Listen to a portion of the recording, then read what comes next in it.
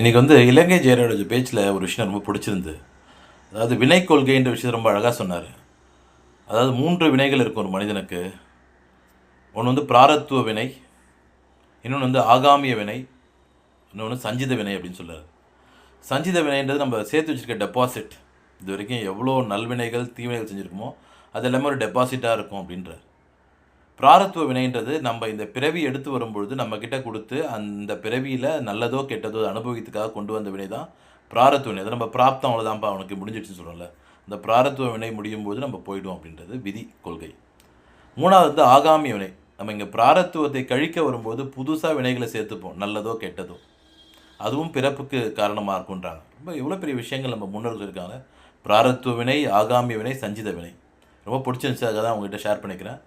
வினை கொள்கையில் நம்ம தமிழ் சமுதாயம் முன்னோர்கள் சொன்னது இந்த 3 விஷயங்கள். நன்றி, பாய்.